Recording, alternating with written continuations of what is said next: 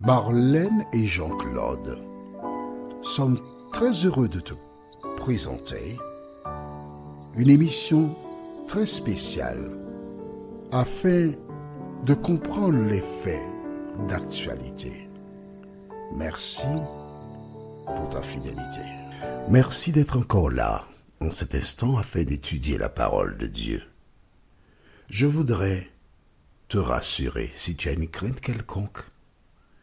Je ne représente aucune communauté religieuse. Je suis comme Jean-Baptiste. Je dis repentez-vous. Et je t'explique, nous lisons ensemble, nous étudions la Bible. Et c'est le Saint-Esprit qui travaille dans ton cœur et qui te conduira là où il faut. Il faut que cela soit clair. D'accord ? Ne me donne pas d'étiquette, je n'en ai pas. Je suis seulement un serviteur détaché par l'Éternel pour m'attacher à Jésus de Nazareth et à sa parole. D'accord ? Aujourd'hui, nous voyons ton bonheur. Je me rappelle quand j'étais jeune, pour taquiner les filles, juste taquiner, rien d'autre. Je disais, tu sais, ton seul bonheur, c'est moi. Il y a une partie de vérité là-dedans. Mais oui, bien sûr, je me prénomme Jean-Claude. Je taquine souvent les gens et je leur dis, moi, je porte le plus beau prénom masculin. Mes initiales sont JC. Alors les gens cherchent à se justifier. Je dis, mais écoutez, vous n'avez pas fait d'histoire à l'école. 450 avant JC, ça ne vous dit rien. Ils rigolent. Je dis, ce n'est pas la même personne, mais ce sont les mêmes initiales. Et mon devoir, c'est d'essayer, par la grâce de Dieu, de suivre l'exemple de JC. Notre thème de ce jour, ton bonheur. Nous lirons dans Ésaïe chapitre 48, mais au lieu de lire que le verset 18, on va lire le verset 17 jusqu'à 19 et Psaume 119, verset 165. Avant d'aborder le thème, prions notre Seigneur et notre Dieu. Nous tournons nos regards encore vers toi parce que nous voulons être heureux dans tous les domaines de la vie. Mais c'est seulement lorsque nous mettons notre main dans la tienne que tu nous donnes ce bonheur. Alors que nous nous apprêtons à lire la parole, Seigneur, merci Saint-Esprit de nous conduire dans toute la vérité. Et maintiens-nous dans cette vérité, nous t'en prions, au nom de Jésus pour ta gloire éternelle. Amen. Je t'ai expliqué que Dieu a choisi Abraham parce qu'il voulait d'une vitrine pour le représenter sur la terre. Et plus tard, Jésus devait naître de la lignée d'Abraham. D'accord ? Bien. Puisque le peuple d'Israël est la vitrine, Dieu voulait montrer au peuple ce qu'il devait faire afin d'être heureux. Ainsi, toutes les nations autour, en regardant le bonheur d'Israël, chercheraient à connaître ce Dieu magnifique. Nous allons donc dans le livre de Ésaïe, chapitre 48, et nous lisons à partir du verset 17. Que dit la Bible ? Ainsi parle l'Éternel, ton Rédempteur, le Saint d'Israël. Moi, l'Éternel, ton Dieu, je t'instruis pour ton bien. Je te conduis dans la voie que tu dois suivre. On s'arrête ici. Je te conduis pour ton bien. À quoi cela te fait-il penser ? Quand tu pars en avion, tu t'embarques, tu ne connais même pas le commandant de bord. Mais tu as payé ta place, tu as ton billet, tu entres dans l'avion, tu t'installes avec la certitude d'arriver à bon port.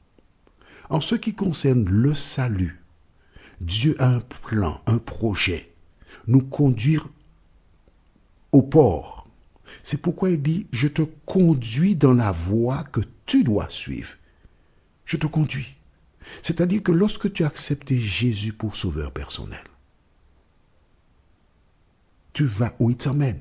Exemple, Une jeune femme qui accepte d'épouser un jeune homme, à partir du moment où tu es marié, tu as accepté, mais tu vas là où il t'emmène. Mais tu as intérêt à savoir où il va t'emmener avant de l'épouser, parce que sinon tu as des problèmes. Lisons verset 18. Oh, si tu étais attentif à mes commandements, ton bien-être serait comme un fleuve et ton bonheur comme les flots de la mer.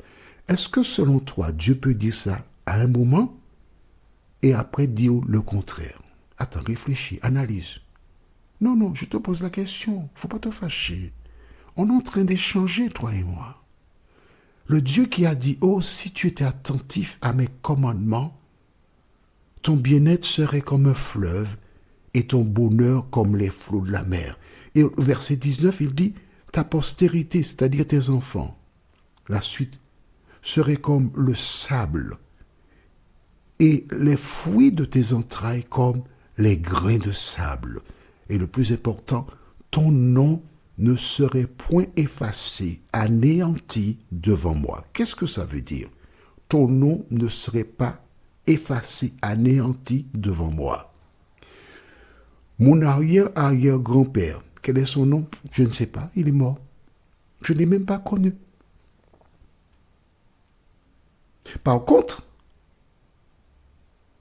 celui qui est vivant, je le connais. Quand une personne meurt, son nom est anéanti, excepté pour l'état civil. On peut retrouver, c'était monsieur un tel. Mais on n'a aucun souvenir de monsieur un tel. S'il est mort depuis 1524, alors là, rien. Mais quand Dieu te dit que ton nom ne serait point effacé, anéanti devant moi, il dit à travers ce texte que tu vivras éternellement. C'est ce qu'il dit.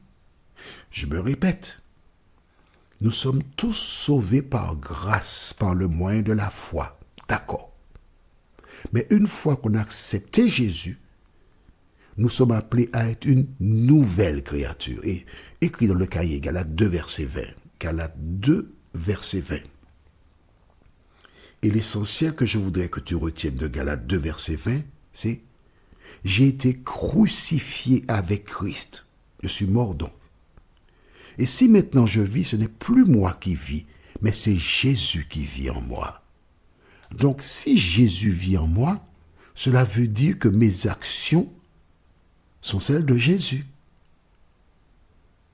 C'est ça ou c'est pas ça? C'est bien ça. Donc toutes les fois que je parle, que j'agis, on doit voir Jésus en moi.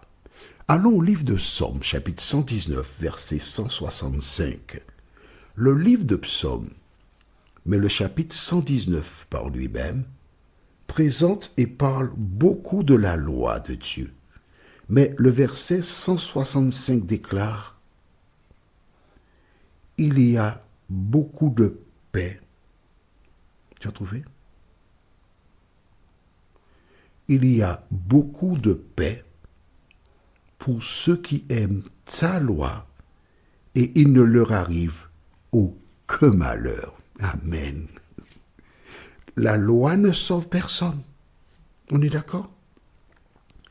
Il y a beaucoup de paix pour ceux qui aiment ta loi et il ne leur arrive aucun malheur. Je me rappelle quand j'étais enfant, j'ai connu la période où les gendarmes, comme on les appelait, avaient des jeeps. Et la jeep a un son particulier. Dès qu'on entendait la jeep, j'étais enfant, on allait se cacher parce qu'on avait peur des gendarmes. On n'avait pas la paix, on ne sait jamais. Mais vois-tu, il y a beaucoup de paix pour ceux qui aiment ta loi et il ne leur arrive aucun malheur. Quand je prends mon véhicule et je respecte le code de la route en souhaitant ne pas rencontrer des hors-la-loi qui ne respectent pas le code de la route, je ne peux pas avoir d'accident. Pourquoi? Parce que je respecte le code de la route. Notre thème pour la prochaine étude s'intitule « Ta lumière ». Le texte c'est Ésaïe, chapitre 60, les versets 1 à 3. Ta lumière. Prions. Notre Seigneur et notre Dieu, merci. Merci encore pour ta parole. Cet esprit, merci de nous aider à comprendre qu'une fois que nous avons accepté Jésus, il nous demande de ne plus pécher, par amour pour lui. Merci de nous aider à vivre selon la parole, nous t'en prions. Au nom de Jésus, pour ta gloire éternelle. Amen. Que l'Éternel continue de te bénir et tu sais, il me tarde de te retrouver. Nous sommes parvenus au terme de notre réflexion. Si d'aventure tu as une question, il te suffit d'envoyer un message par le biais de WhatsApp au numéro suivant, plus 596 696 88 93 93. Et alors Jean-Claude, moi, je me ferai un réel plaisir de répondre à ta question.